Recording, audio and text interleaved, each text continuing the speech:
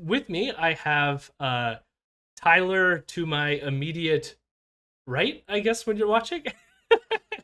And then Hello. Troy next to him. And Hello.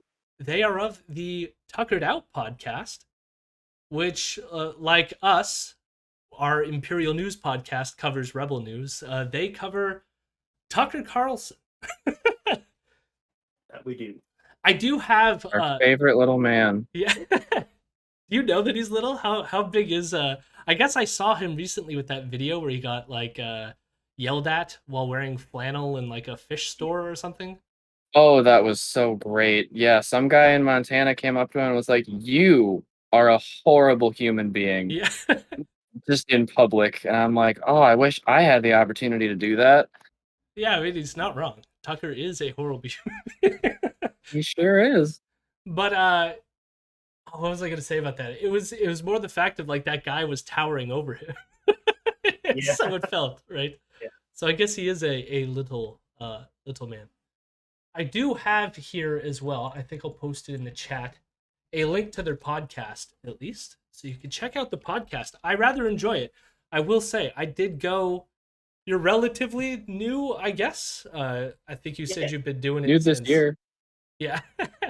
And I binged listened to all your content, so and I liked it. That is extremely flattering. Yeah. I a part of it is I'm a stay-at-home dad right now, so when I'm cleaning and stuff, podcasts are like easy to put on and just veg out while I do stuff. But not to say that it wasn't worth it. I'm just saying I'm odd in that I have the time to binge a podcast. But yeah, I was just gonna say, tell us about the show. Yeah. So we cover Tucker Carlson on Fox News. He's for anybody who might not know much about him, Tucker has the most watched cable news show in U.S. history. He pulls an audience of between 3 and 4 million people a night, 5 nights a week. And he is a terrible bigot and serial liar and kind of all around a monster. Yeah. And so I thought it was important that somebody like pay attention to what he was doing, and my goal really is just to be able to document like this is what Tucker said, this is what the truth is, and look how wildly different they are. Yeah. Yeah, there's a lot of listening to Tucker whine about how horrible life is for a rich white man in America, and go from there.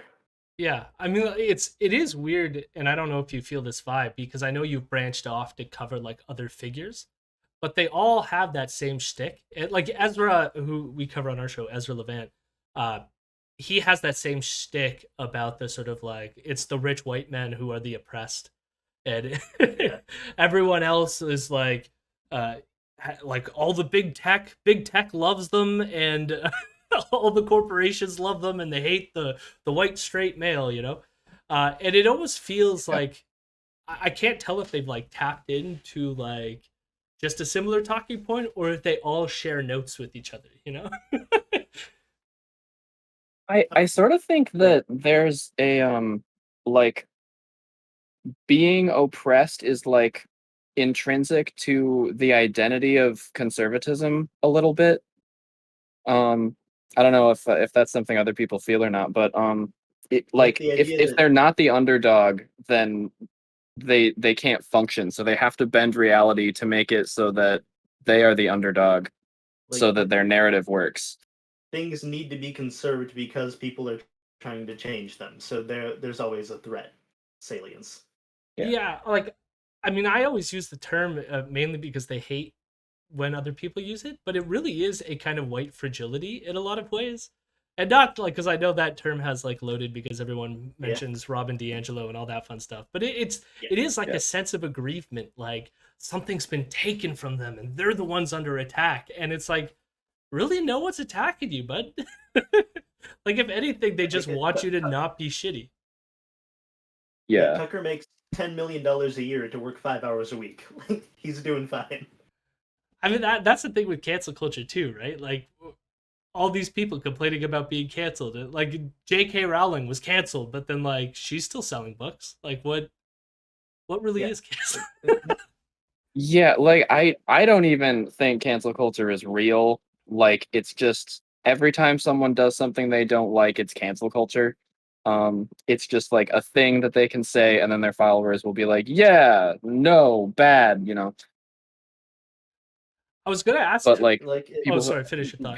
people don't actually get canceled like almost ever. Were you gonna? It's gonna be hard, like with the three of us. I'm not used to trying to follow. we'll get into the groove. Yeah. Yeah, we'll figure it out. uh, I was gonna ask though, like, why did you choose Tucker mainly because of his size, or was there any reason to like do him specifically out of all the other sort of like right wing assholes in America that you could have could have done this for? Yeah, like the size of his audience was a big part of it, but I, I often say like if Sean Hannity were still the most popular news host, I wouldn't do a podcast about Sean Hannity. I don't find him interesting. What I think is interesting about Tucker is the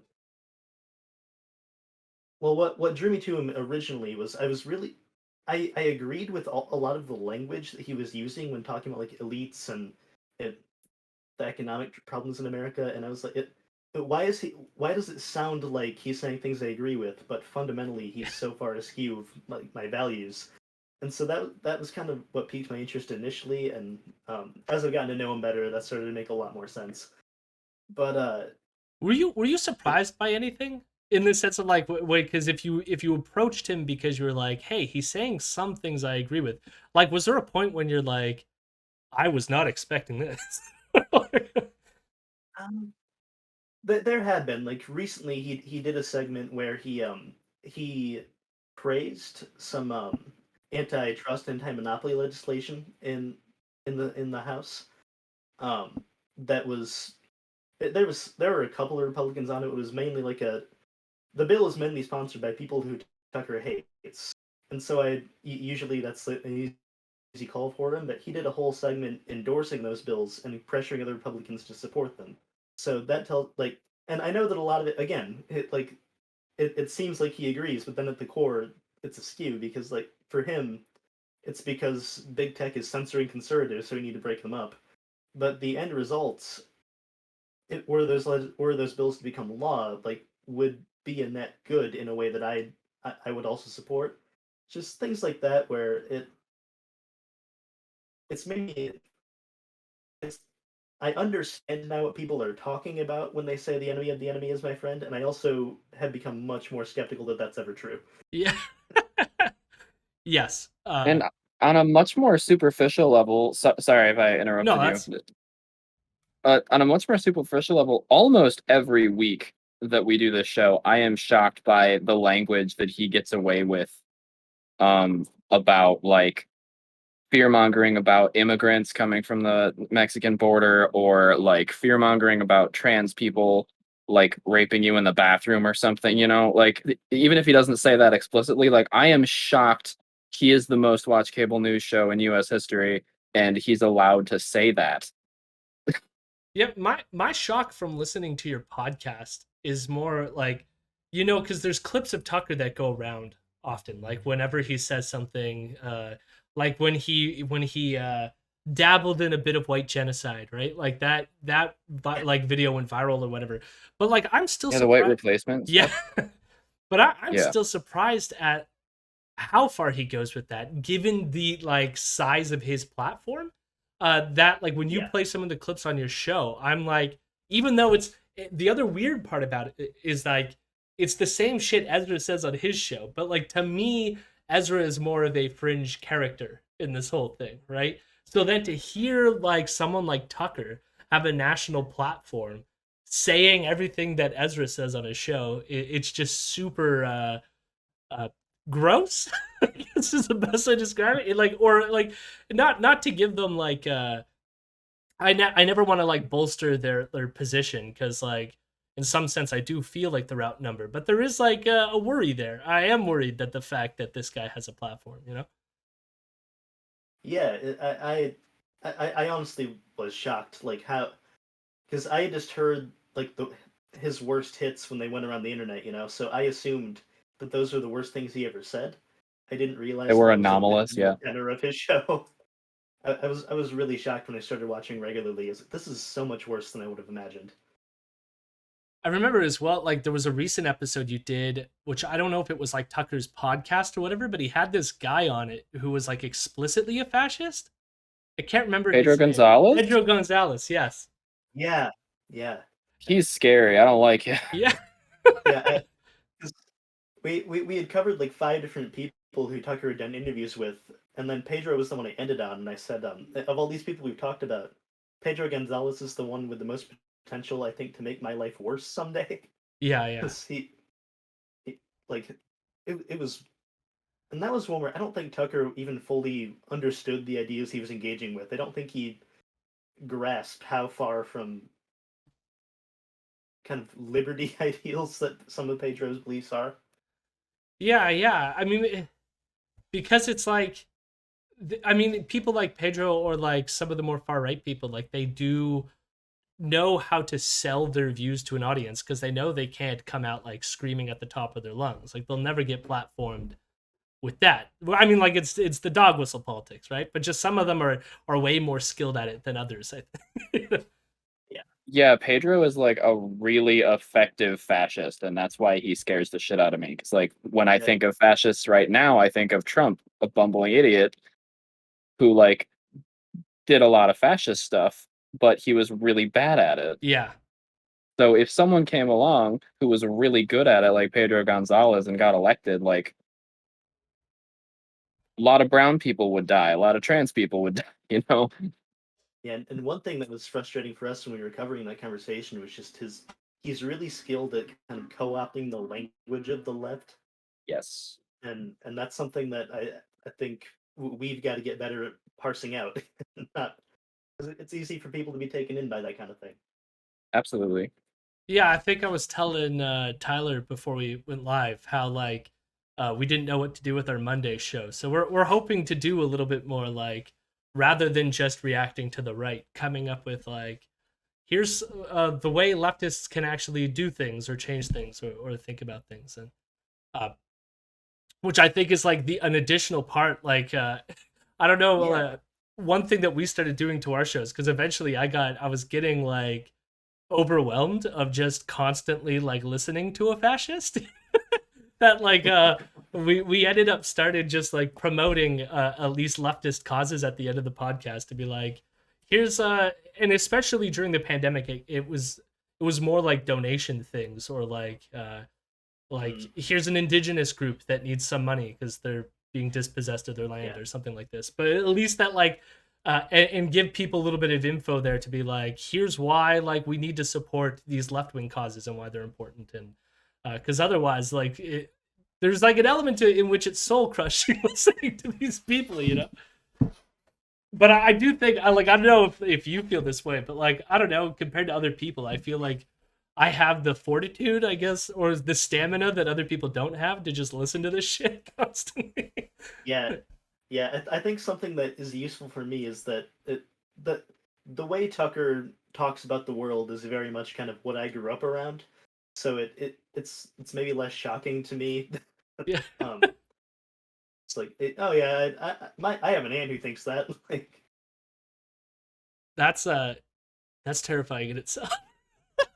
The funny, like I don't know, it's funny to me. Like we joke about this too on the show because like my parents were super libs, they weren't like left, but they were just libs, and like when it came to like racial politics, we're like what I would classify as like woke today. Like we're totally just like everybody's fine and like treat people with dignity and respect. And when it came to gay people, trans people, like my parents were super kind. So it's like I never had any of that growing up. It wasn't until like I went out into the world and was like, whoa. Yeah, I had a similar experience. Unlike Troy, my parents were pretty liberal too. I think my dad is like a secret leftist. Like I remember getting like asking him political questions, and he, instead of answering it, would completely reframe it in a way that I think a leftist would. but we didn't talk about politics that much. But I was not surrounded by the type of just casual hatred for minorities that Republican families have in America. Yeah. No, I get some of it now with my wife's extended family, but they were more let's say rural folk. Which comes with the more like a Christian element to it as well. Not to say that anyone who's a Christian that's a bad thing, but like rural Christians tend to end up in like Christian conservative culture, you know. Rural folk are my people. Rural folk. Yeah, Tyler and I grew up in the middle of nowhere. So. Nice. Well, like I mean, no shame to that. I mean, like I technically grew up in a really tiny city, but so I mean, like it wasn't like I was like downtown Toronto, which is like the biggest city, probably smaller than some of your larger cities in America, but like yeah, even the city we're in now, it's not huge, and it's a fairly conservative city for what it is. I was gonna say though, Empress Octavia in the chat was talking about Fox News benefiting monetarily for platforming someone like Tucker. But the one thing that I was surprised at with listening to your podcast was that the commercials that run during his show are like not your normal commercials on Fox. No. So No, they're not. Not at all. Tell the audience a bit about that. Like who's advertising on Tucker Carlson's hour on Fox? Yeah, so despite the enormous popularity of his show, Tucker has said things to scare off enough advertisers that there are no legitimate advertisers on his show anymore. Instead, his number one, well, so actually the number one are what are called house ads, so just ads for other Fox shows. Yeah. But then when they are outside vendors, it's the number one ad space buyer is MyPillow. Well, and specifically Mike Lindell, because about half of the time they're also the ads for his book. He wrote and a book? Then is it yeah, like the election fraud book, or is it some other, or is it his like? Oh, it's so much better. It's an autobiography. Okay, yeah. Yeah, it's not. He writes in it that he uses mathematics to prove the existence of God. It's a very interesting tale. Amazing. But and then beyond that, he has a lot of really shady supplement companies. Like I found 2 different fake doctors selling supplements on Tucker's show. One of them may be a front for the Church of Scientology. I found a startling amount of overlap, and like former employees of that company, I found reviews complaining about mandatory Scientology meetings every week. They're not high quality. No, I mean like that's almost like Alex Jones tier, but on a fucking like cable news show. Like right? I almost like you would never imagine that would be happening. Which then like strikes me like I can't imagine that Mike Lindell is throwing money at them. So like how I mean like I don't know if you've given this any thought, but what do you think's going on there financially? Like how is Fox justifying this? Or is it just the viewers? Yeah, I have wondered about this because like no matter how popular his show is, they can't be making money on this. Like not in any way that's meaningful to Fox. So like I have a bit of a working theory that I haven't thought through all the way yet, but because Tucker has more of a foothold with a different kind of conservative audience than a lot of other Fox News hosts have. So like his audience skews younger than any of the other hosts. He does the best with like the 35 and up demographic. And a lot of more far rightish online people, like the kind of people who Fox otherwise might have lost to more extreme networks like OAN and Newsmax. I think Tucker is really kind of their hook there, and so it's worth the network keeping him on just to make sure contingent of their base is there, and then that funnels into more eyes on the shows that are still pulling big advertisers. So it's like that, or he has dirt on one of the Murdochs. I don't know. Yeah. I was wondering, I mean, I don't know how the dynamic is with Fox or how this would work, but I wonder if as well there's like big funders that might like pump in money on the side or whatever, even though they're not like advertising on the thing. But I don't know how that. So with the stipulation, I, like keep Tucker on, and I'll. right, yeah, yeah, and I know that the one of the younger Murdochs currently in charge of the programming is Lachlan Murdoch. I know he is a personal friend of Tucker's, and he's been the one like vocally defending him even at Tucker's shittiest moments. So I think probably he gets some mileage out of that relationship too. Who is that? Sorry, I missed it for a second. Uh, yeah, Murdoch. He's Oh one yeah, of the Rupert actual Murdoch's sons. yeah. Who's now yeah he's running the programming at Fox right now, and him and Tucker seem to be like personal friends. Lachlan is very fond of Tucker. Yeah. Uh, So I could be totally off base. So tell me if you think I'm crazy, Troy.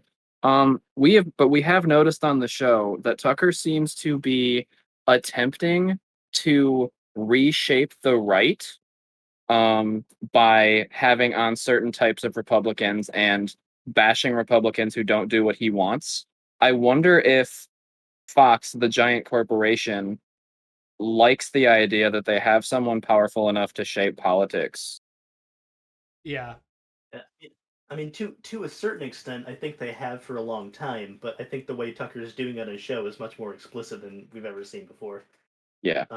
Or at least But he's captured the more vocal base of the Republican Party. So it's like there's a kind of feedback loop there where it's like I feel like if one of the lower ends gets kicked off Fox, like there would be less of a yelling match, but all the Trumpers really love Tucker, so yeah, they'll probably Yeah. throw a fit if he leaves. I was yeah. Oh, sorry, go finish your thought. Go ahead. Just that it would definitely be a huge scandal if they canceled Tucker now after all the stock they put in this free speech absolutism culture Oh yeah. touchdown. Yeah. Do you notice a change at all in terms of the COVID coverage? Like, I know other people have been claiming that other right wing people are now starting to be slightly pro vax or anything like that. Like, have you noticed that same trend for Tucker at all, or has he been steadily persistent in his at least like I'm just asking questions? What's with all the weird stuff? That's so good. Yeah, Yeah, no.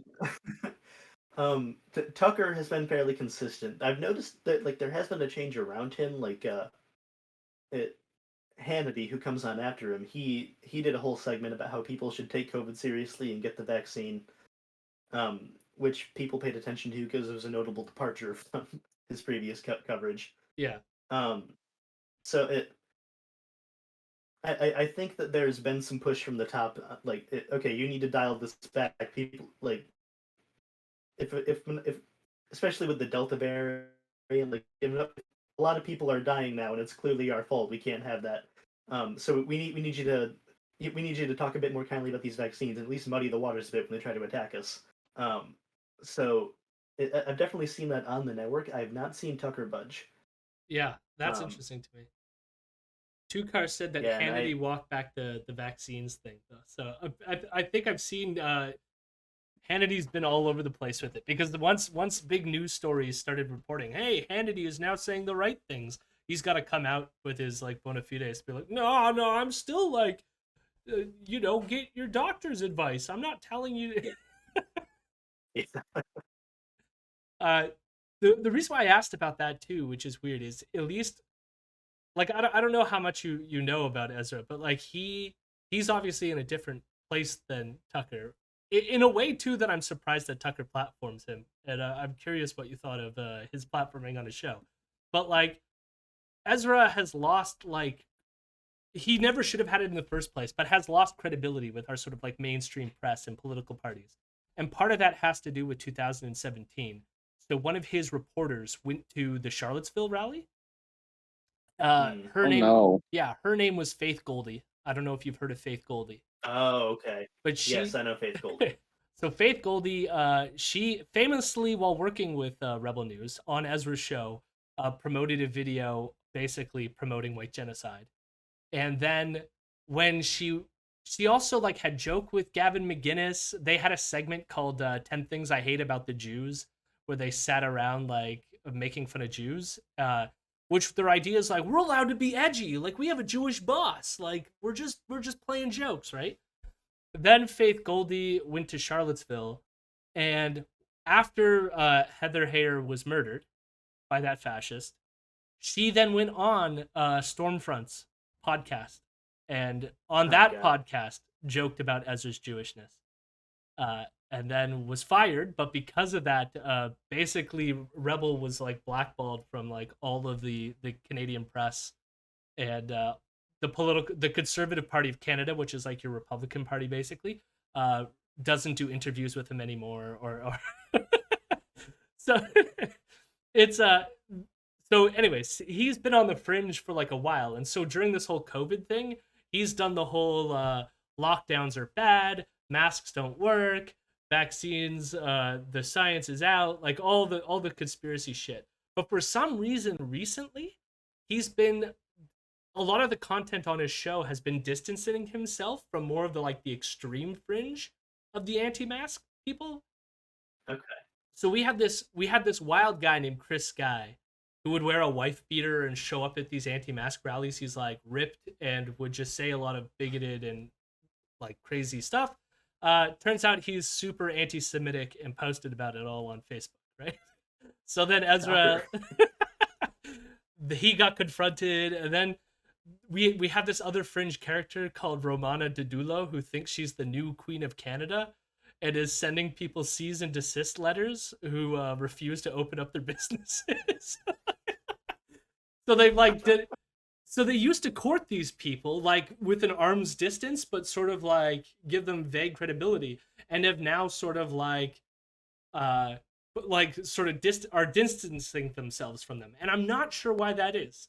Uh, and I can't, unlike, because I can understand why on the Fox News like universe, why they might want to be like, we're killing our voting base or something, you know. But Right? like, I don't understand what the impulse is for Rebel though, and so I'm curious seeing these trends happening and then being like, why is it happening here? And yeah, I have thoughts, but I can't connect dots. It's just... Yeah, I don't know if it has something to do with where any of the money's coming from, or Well, I mean, that's the other thing is too. Like when I mentioned like big money donors before, like they yeah, tend to get like, at least for Rebel, because they don't have access to mainstream platforms anymore to promote themselves. So they claim that their money comes from crowdfunding, but they do a lot of things and fight a lot of legal battles that there's no way this is all just from like crowdfunding $10 here and there from their like 10,000 viewership on YouTube, right, uh, yeah, which is sad. I mean, like I wish you don't see groups on the left throwing that kind of money at like our podcast. So yeah, almost like Where's my George almost, Soros yeah, money? almost like billionaires tend to favor keeping things the same when they're making billions of dollars. Yeah. yeah.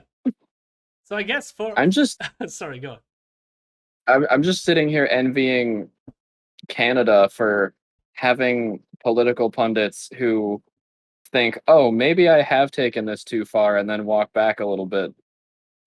Yeah, I mean, it's complicated. It's not a lot, but it's more than Tucker does.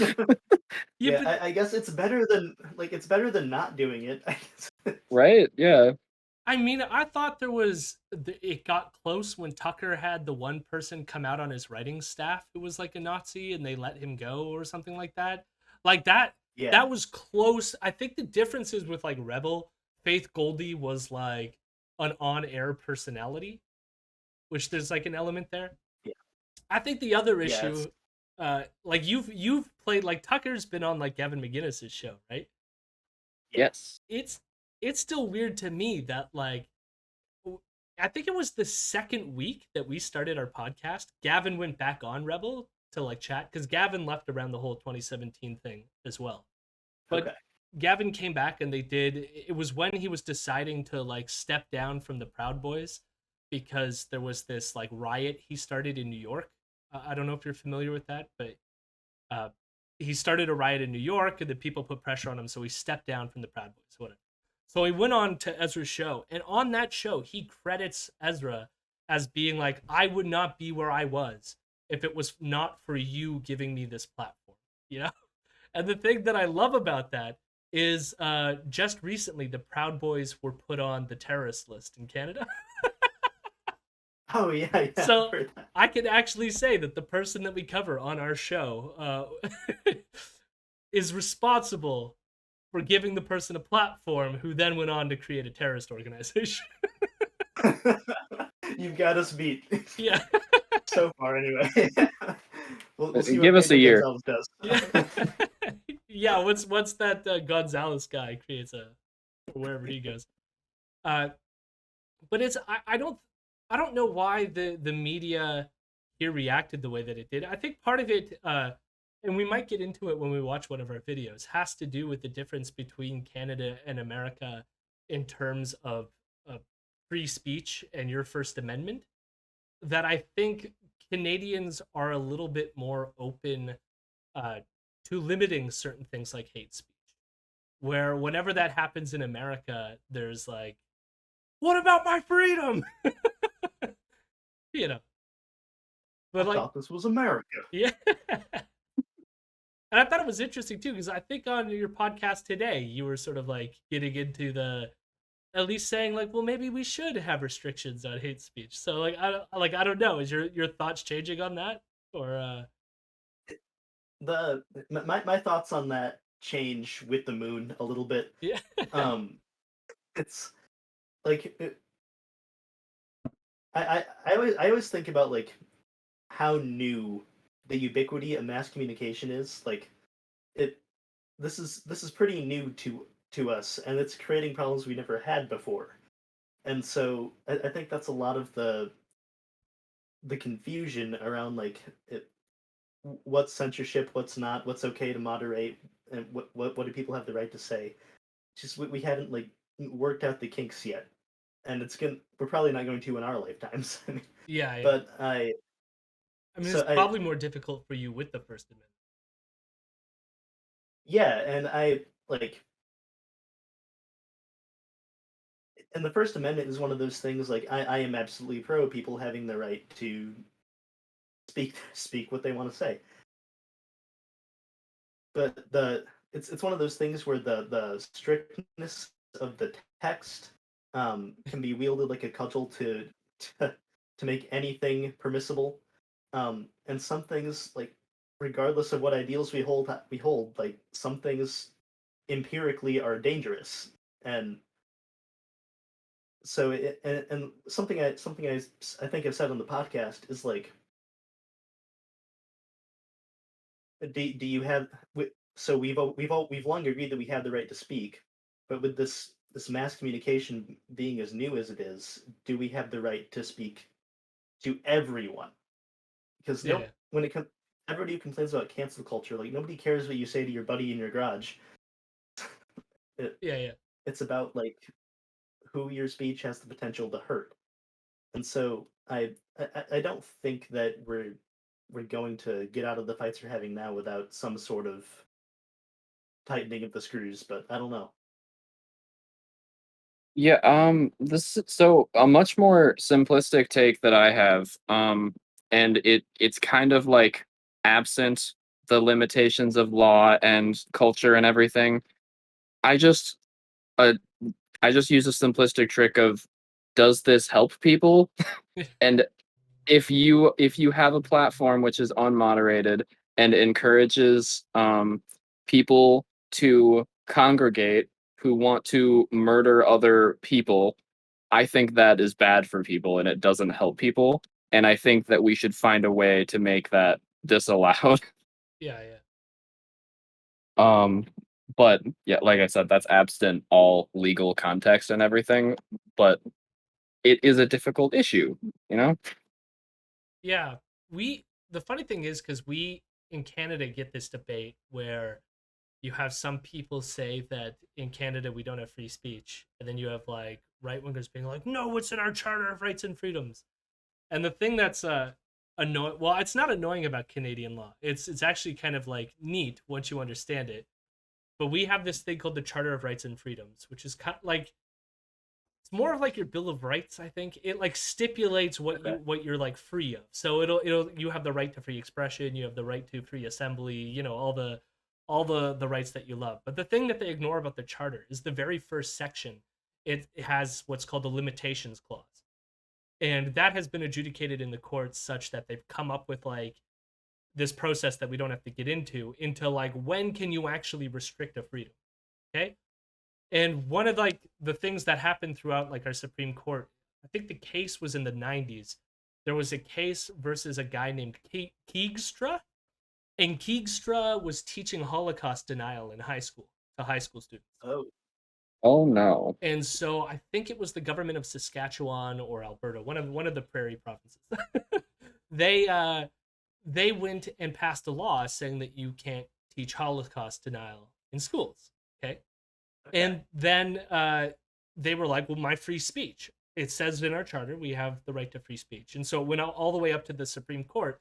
And the Supreme Court ruled that like the limitations on speech can be limited if the harm is greater if you allow the speech to continue, basically. Like, I'm simplifying a lot of the legal stuff, but it's kind of like the argument that you made, Tyler, which is that like the harm that comes from teaching people that this genocide just never happened is and like teaching it to high school kids is way worse than this person not being allowed to deny the Holocaust to high school students. You know what I mean?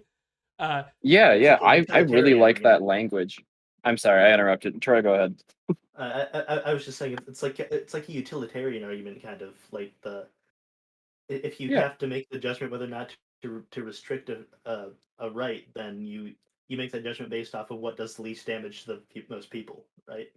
Yeah, and like it gets complicated, and of course, like there's an issue I think with relying with like some sort of judicial discretion on this. So like, you know what I mean? Like, right. But the law is also not perfect, right? So it's not like you can craft a law that is so perfect it can apply to every scenario, right?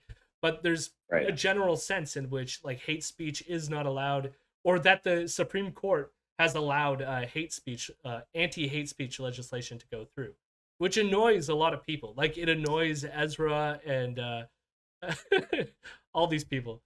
I mean, even our anti-mask people were annoyed because they're like, well, we have the right to freedom of assembly in the charter, but now they're saying that we have to stay home and we can't assemble in a public park without a mask on. And then it's like, well, no, it's like one of the, like, again, section 1 of the charter, limitations. One reason the government can limit your freedom to assembly is because maybe there's a global pandemic going on right now. And maybe the harm to the community. 5 months poggies. Maybe the harm to the community is much worse than letting people spread disease during a global pandemic, you know? But I remember... yeah, sorry. Oh, go ahead. I was just going to say thank you to Keffels for the subscription. Everyone should go follow Keffels. Yeah, go follow Keffels. Indeed. A memory I have of COVID times was not that they're over, but I was driving by a gas station and there were 2 people standing outside the gas station with big signs that said "End the shutdown." And they were standing in front of a gas station which was open, which was adjacent to a grocery store which was open, on a street full of restaurants that were open. And it's just like, what are you even protesting right now? Why are you so angry? We've almost fully opened up in Ontario, and this past weekend we had people parade down our city streets, but they were like it was like a nationwide end the lockdowns march. Nowhere in Canada is it locked down. Yeah, exactly. Yeah. I don't get it. They're aggrieved, white, and fragile. That's why. For real. They're against Absolutely. the metaphorical lockdown. Yes. Well, I mean, I don't know how you're feeling about, like, I don't know if this talking point has come up on Tucker. I don't know if I can remember all this stuff. Maybe you have a better sense of it. But Ezra's big conspiracy theory was that these lockdowns were going to be forever, or they're going to find like new ways to like keep the lockdowns going forever. And just recently, he's like walked that back a little bit because he's realizing that like the vaccines are pretty effective. Things are starting to at least come to some kind of conclusion, although like, you know, variants and there's still concerns on the horizon, but like there's a sense in which it's not going to be forever anymore. And so that talking point Yeah. has sort of like drifted away.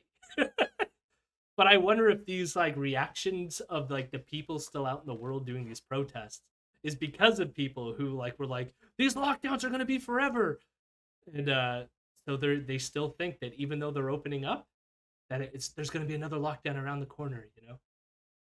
That could definitely be part of it, because like it, and Tucker has engaged in that, maybe not as explicitly, but he'll say all the time like, oh, they're never going to give up this power, or Yeah. the lockdowns will never end. Um and then recently he did a story about like he was fixating on a phrase that some government person said, used in some document, where they said that in the future climate lockdowns may be necessary. Yeah, okay. And like because of that specific wording, Tucker, it was like 15 minutes just, you thought that it would end with COVID, but now next it's going to be climate lockdowns. Yeah. Have Uh, you heard of Mark Morano? yes, yeah, Okay. he's the Climate Depot, right? Yes. Okay. Yeah, he's been on a couple of times. Yeah, Yeah, he's almost on Ezra's show once a week, and he's terrible. He pretty much comes on to say that there's going to be climate lockdowns and it's going to be never-ending climate lockdowns. And his other big talking point is that Bill Gates wants you to drink poop. That's My God. I'm pretty sure he's an InfoWars guy too. I'm pretty sure he came from the Alex Jones world. not be surprised. Yeah, yeah. But it is amazing.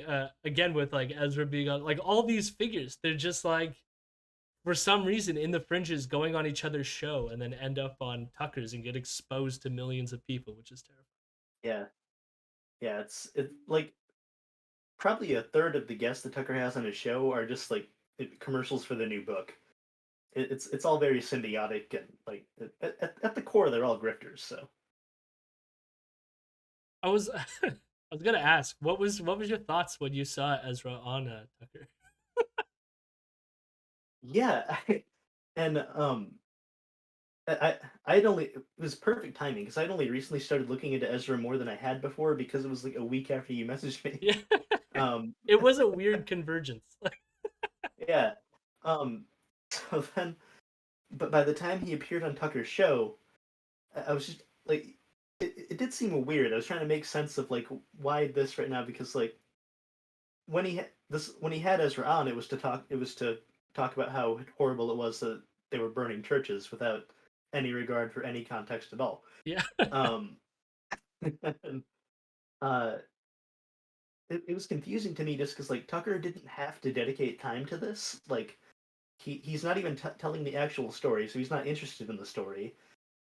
And no, so I don't. It was weird that he felt the need to poke at specifically like this Christian grievance. Like they're coming for your churches. yeah. Um, and I think maybe he just needed like somebody on the inside in Canada who'd be willing to come on and say that shit. It was definitely a Christian grievance thing. Although, like I remarked, because Mark Stein is a Canadian and he does the intro you have on your podcast, and he's friends with Ezra. Like he could have just brought on Mark Stein. I'm not. Yeah. No, I don't imagine Mark Stein would have had any trouble getting in on that. Yeah, yeah. Uh, because the only other time that I know that Ezra has gone on Tucker, and this was before your show, and this is just one of my favorite stories, because of how lame this story actually was. But Ezra did a it was like a freedom of information request to the government of Canada because he was Okay. worried about the Canadian military training with the Chinese military. So I guess like a few years ago, 6 Chinese soldiers came to Canada and trained with our military. They did like military exercises or just had fun. I don't know. But Ezra was determined that what was going on was that China was sending their soldiers to Canada so that they can train in the art of winter warfare, which they could then take back to China to fight India over the Himalayas.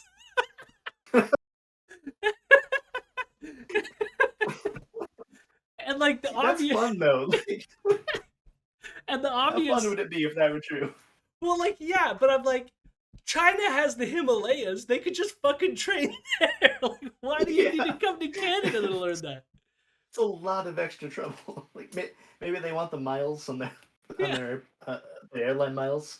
No, I don't. It was so silly. But then the best part was like Ezra hyped it on the podcast as being like, "This is the greatest scoop. This is the biggest story I've ever written." And he was so hyped that he went on Tucker and like, no, it's one of his like it got maybe 100,000 views, 200,000 views on YouTube, and that's it. Like no one cared. Everyone was like, "Shut up, Ezra." Yeah. I guess because it's the whole. I mean, you get it too. It's the same talking points. It's the anti-China shit, which is the other thing. Yeah, it's pretty constant stream of it. China's always just about to turn around and get us. Yeah, I've been finding it too. Like, especially with the China and COVID stuff, it's been hard to cover on the podcast. In terms of just like because it's like I don't want to be repeating myself forever. There's only so many times I can hear that masks don't work or China's bad. Yeah, like we had to put a moratorium on lab leak theory because we were talking about it too much on our show. It was like I can't address this every time he does it. Like Yeah, no, it was weird closer to the beginning of the pandemic because when a month into the pandemic, he was pro like all the science on COVID. So he believed in asymptomatic spread. He was telling people to wear masks. He was saying that Trudeau was preventing you from getting masks. And then literally a month into lockdown, 180 complete turnaround and like masks are bad, lockdowns don't work, and just drop the China narrative for a while. And so because at first it was like here's a story that I could say China was bad. China released this virus on the world, you know. Yeah, and it kind of similar to how like it before there were any confirmed cases, I think outside of China, um, Tucker did a segment on he called it like this weird new virus in China, but like warned hey, this could become a problem. The government should be taking this seriously. We're trying to call attention to it. And then it actually did become a problem here, he did a 180 and it became downplaying and minimization. It's not that bad, guys. It's this weird calculus where like when it's a hypothetical fear, I can use that. When it's a real fear, I need to downplay it. Yeah, because that back in April of 2020, Ezra played Tucker as his big source about how it's a lab leak. Was but Tucker was talking about it, so clearly, like, there's some legitimacy here, right? And then, yeah, and then Ezra got into like he was platforming a lot of like Epoch Times people, to promote that stuff, and played one of their documentaries in their entirety, which contained some fun people. Gordon Chang has been on Rebel all the time as well. Yeah. And I heard recently he was on Tucker, and I was like, why Gordon Chang? Yeah, he's one of the go-to China hawks. He is so boring. He is the most boring person to listen to. He's terrible. And I've got two anecdotes about Gordon Chang that I love. The first is that he wrote a book in 2001 called The Coming Collapse of China. And it's like China has still not collapsed. Yeah. Still coming, yes. The other is that there's this other Gordon Chang who works at a university and receives emails as if he's this other Gordon Chang. And there's an article in I want to call it like the South China Times or something like this, where it's like sharing a name with this other Gordon Chang is the bane of my existence. Was like the title of the article. That reminds me, there's another, like, there's two Matt Gates on Twitter, and one of them is like a sex trafficker and the other isn't. So So I've seen this one guy who's named Matt Gaetz on Twitter, and like in his name is like not that Matt Gaetz, like similar problem. That would be terrible to share a name with Matt Gaetz. That's... Oh yeah. Yeah, I'd be rushing to change that. All right, we are an hour in. If you don't mind sticking around, we can go through some videos. I'm gonna ask because I saw Vienna in the chat. I'm gonna see if Vienna wants to hop in when we react to stuff. If they're down to do that.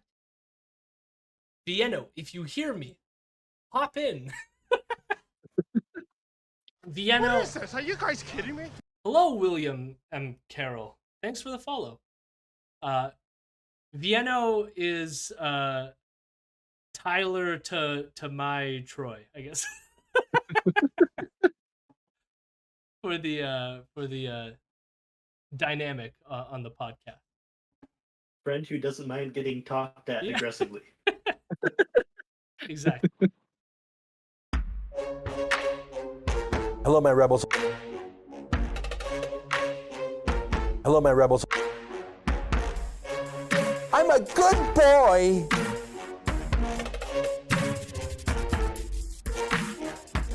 I'm a weirdo.